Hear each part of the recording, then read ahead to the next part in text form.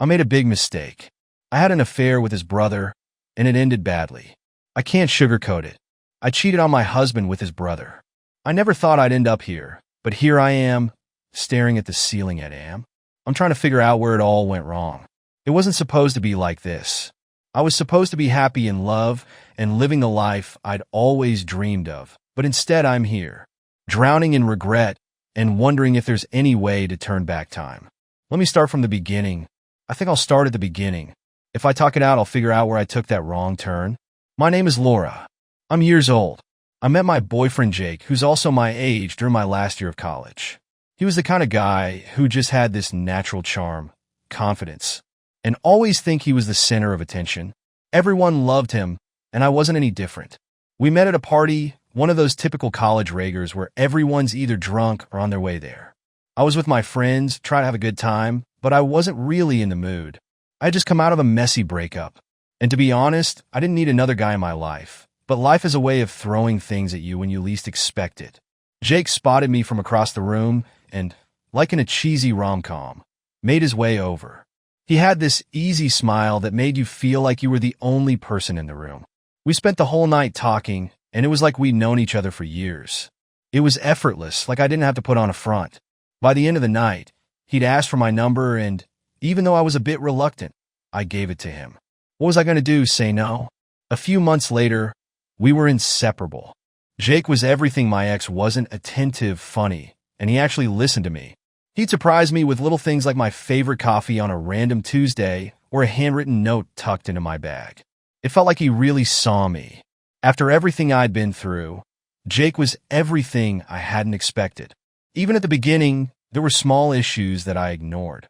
For example, he would get moody when things didn't go his way or disappear for hours.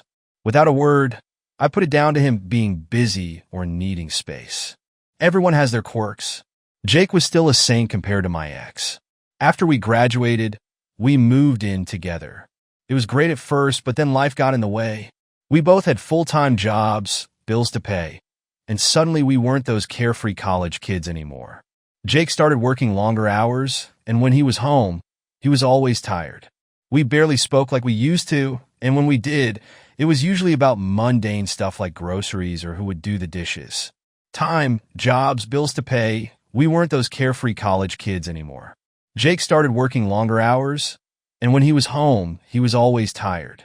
We barely talked like we used to, and when we do, it's usually about mundane stuff like groceries or whose turn it was to do the dishes. I really did try to be understanding. I knew he was stressed with work, and I didn't want to add to it by complaining, but it was hard. I missed the guy who used to light up when he saw me and go out of his way to make me feel special. Now it felt like I was just another obligation on his to-do list. I made a to-do list, and then the fight started. They weren't anything serious, but they were there, simmering under the surface. We'd argue about small things like how we never put his dirty clothes in the hamper or how I was always on my phone. It was like we were both just waiting for an excuse to snap at each other, and every time we did it, it chipped away at whatever was left of the good times. I tried to talk to him about it, but Jake would just shut down. He'd either give me the silent treatment or brush it off like it was no big deal. Everyone argues, he'd say. And he might well have been right, but it didn't feel normal to me. It felt like we were slowly drifting apart, and I didn't know how to stop it. The thing that really broke me, though, was when he started to withdraw emotionally. He wasn't just tired anymore. He was distant. It was like he was there, but not really there. We'd sit next to each other on the couch, but it felt like we were miles apart. I tried to reach out to get him to open up, but he just shut me out. After a while, I stopped trying. It was exhausting, and I was tired of feeling like I was banging my head against a wall. I guess that's when I started to doubt. I began to wonder if Jake was the right person for me. I guess I rushed into things and moved too fast. By then, we were in too deep. We had a life together and shared responsibilities. Breaking up felt like it would be more trouble than it was worth, so I stayed. I stayed even though I could feel myself becoming more and more disconnected from him and from us. Looking back, I wish I'd had the courage to face things head on and have the tough conversations instead of letting them fester. I kept putting things off, telling myself that things would get better and that we'd find our way back to each other after all we'd been through. But I was scared of being alone, scared of starting over, scared of admitting that maybe I'd made a mistake. So I buried those fears, pushed them down, and pretended like everything was fine. I kept going. I was just going through the motions, playing the part of the supportive girlfriend, while feeling like I was slowly fading away. At the beginning of our relationship, Jake and I talked about marriage all the time. We discussed when it would be ideal for us to settle down and made plans with our careers to make it possible to happen in our future. As our distance grew longer and longer, we stopped talking about it. I don't want to give the wrong impression, but I had my concerns about our relationship, but I loved Jake. I was disappointed when he brought up the marriage subject. Didn't he want to marry me? What were we waiting for? I felt like that subject wasn't open for discussion. Nothing was ever very deep or emotional with Jake. He always had problems opening up about his feelings. Over the years, I accepted that's just who he is. Jake's feelings weren't really considered, not because his parents didn't care, but because they thought he was the normal kid. Therefore, Jake seemed low maintenance to them, while his older brother took all their attention with his crazy lifestyle. Since he became a teenager, his brother is quite something. Matt is 4 years older than Jake. He is quite literally self-destructive. Jake's brother was destructive. He started drinking at and by his S had a serious addiction. Their parents spent a lot of money on his rehab trips, which drained Jake's college. Jake had to take out loans to pay for his brother's student debt, all because of his alcoholic brother, who went to rehab more than 6 times and never changed. He'd be sober for 2 months at his best and go back to his chaotic lifestyle. Jake's family had to deal with a lot during his upbringing. Not only was alcoholism a problem, but Jake also had a habit of meeting and getting involved with random women. He'd often go missing for weeks at a time, leaving his parents worried. Matt's family also had to deal with a lot. They were there for him when he was growing up, but they couldn't offer him the support he needed. He felt it was such a delicate and complicated situation. I couldn't really blame him for being this way. It was around the time that Jake and I started drifting apart that Matt came back into his family's lives. He'd been out of the picture for a while, off on another one of his reckless. And Jake had learned not to expect much from him. I didn't know Matt all that well at the time, mostly through Jake. Jake never talked about him unless it was to express his frustration. So it seemed like he hated Matt for all that he did, but he still loved him as a brother. I guess that's the worst part for Jake. But when Matt showed up at our doorstep, looking like he'd been through hell and back, something in me softened. I mean, here was this guy, Jake's brother, who clearly needed help. And for the first time, I felt like maybe I could be the one to offer it. Jake wasn't thrilled to see him, though they exchanged some words. It was mostly Jake laying down the rules. Matt could stay for a while, but only if he was sober and looking for a job. Jake wasn't going to let him drag us into his mess. Matt agreed, of course he always did. Then he became a part of our lives again. Jake insisted that Matt didn't talk. They told their parents that if Matt wasn't sober, he would ask for money or help to get clean again. They had spent too many years worrying about their son. Jake said they were too old for that now. The only solution was for Matt to stay with us for a while. At first, it was okay. Matt was surprisingly quiet, almost like he was trying to make an effort. He kept to himself and spent most of his time looking for work online or helping out around the apartment. I could see he was trying, and I respected him for it. Jake was more skeptical. He'd seen Matt play the part of the reformed man before, only to slip back into his old ways when things got tough. My work was flexible, so I was usually in. The home office was only open a few days a week, so when Jake was away during the long, it was mostly just me and Matt at home. We'd chat now and then, nothing too deep at first, but as days turned into weeks, I found myself talking to him more and more. I hadn't realized how lonely I was until Matt started filling that void. He was funny in a dark self. He had this charm that was hard to ignore, even when he was being a bit of a jerk. He was a typical bad boy that's cute for a teenager, but he kept the character until his 30s. I felt bad for sympathizing with him. It was the first time I had long interactions with him because he was never really around. I thought he'd be this huge jerk who would throw up on my couch after mixing vodka with all the other booze he could think of, but he was being nice. He was doing most of the house chores. It didn't mind.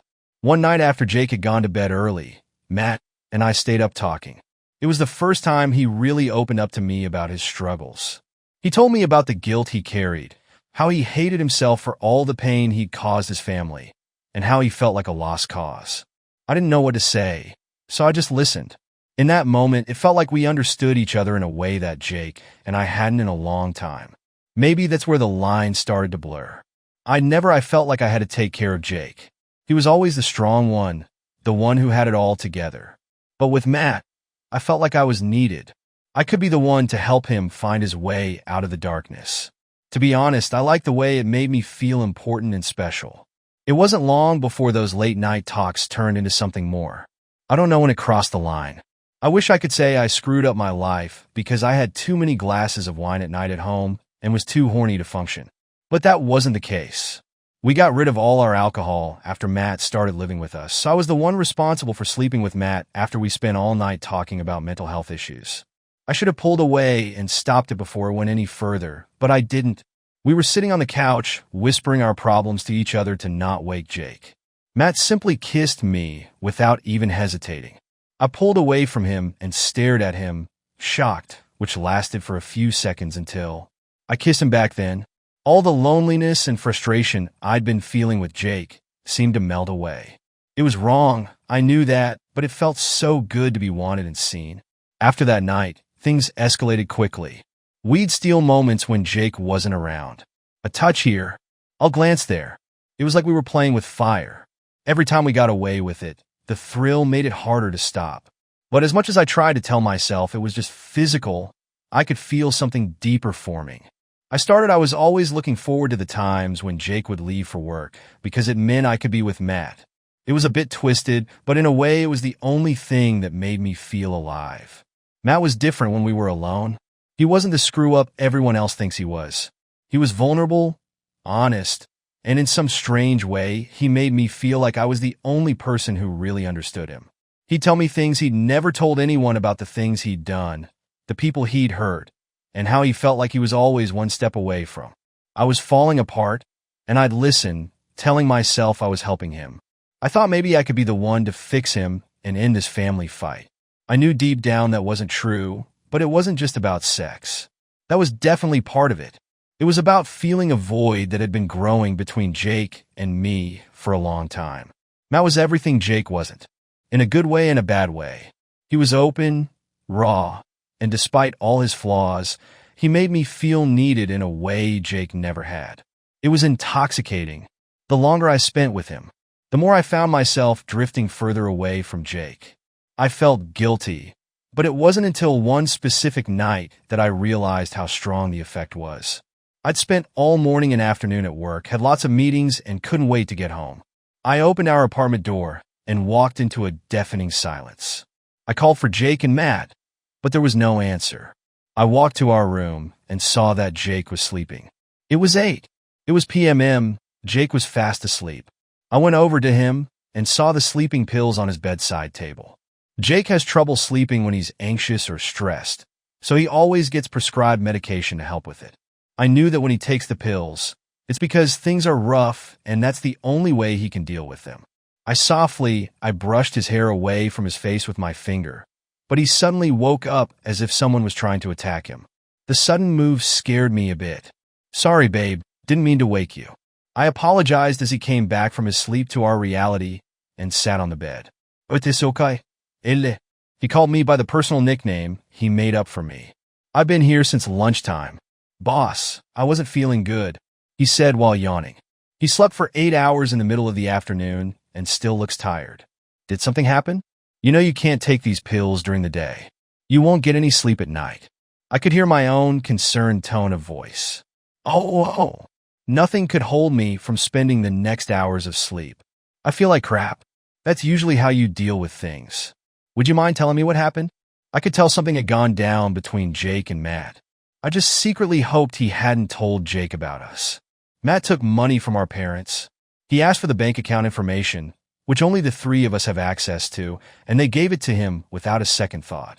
He took $1. I could feel my blood boiling in anxiety. I couldn't even make up a proper sentence and just asked Jake to explain how that happened in one morning. Mom and Dad were giving him money ever since he started living with us, but of course he thought of another way to screw up his family. I checked the bank app and saw that he transferred the money to himself around him. All of his things were gone, so I went to my parents to yell at them. After that, I just came home, and Jake couldn't finish his sentence because he started crying. It was like sobbing. I'd never witnessed anything like it. Wait, why? But he was clean. What would he do with the money? Matt was getting better. We were helping him. What the hell? Why would he do this? I was holding myself back from crying along with Jake. That's what he does. He shows up out of nowhere, usually because he needs money. But he's too smart to then. He asks for money. And he seems totally sober and healthy. He starts hanging around us a lot, but then he decides to take money from our parents. They're pretty gullible, so they give it to him. I don't know why I was born into this family. As he talks, I start crying even more. I do everything for them. I take Matt in when he's in trouble.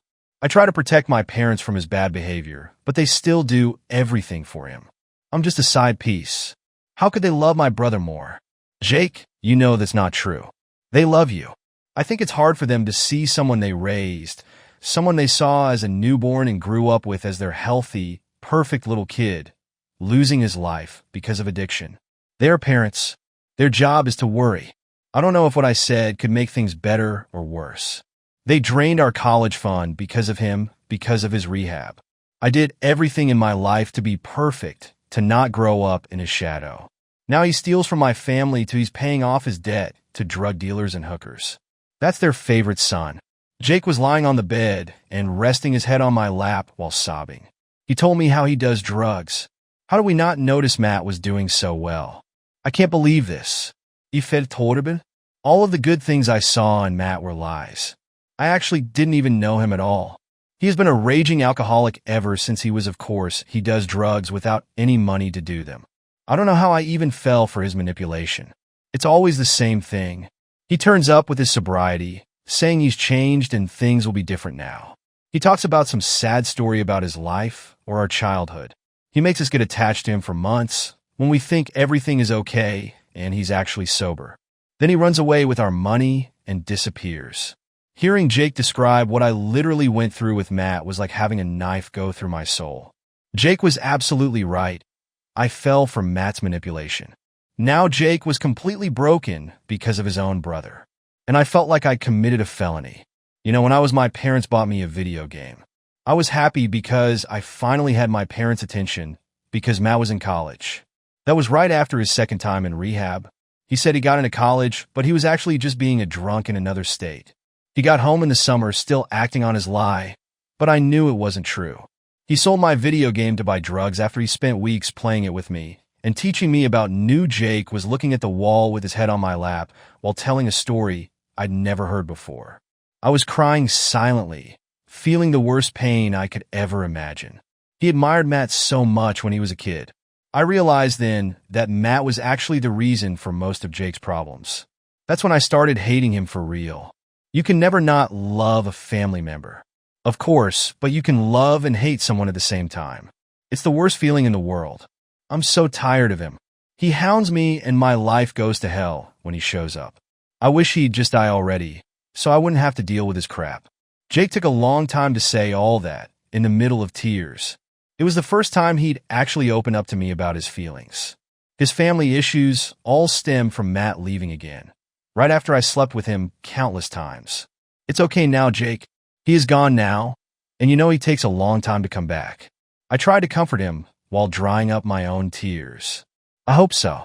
Jake said I called the police on him, and I'm praying for them to catch him. I was frozen with shock. I asked Jake how that was possible, and he gave me a philosophical slap in the face. A couple of years ago, Matt burned a car because he was drunk.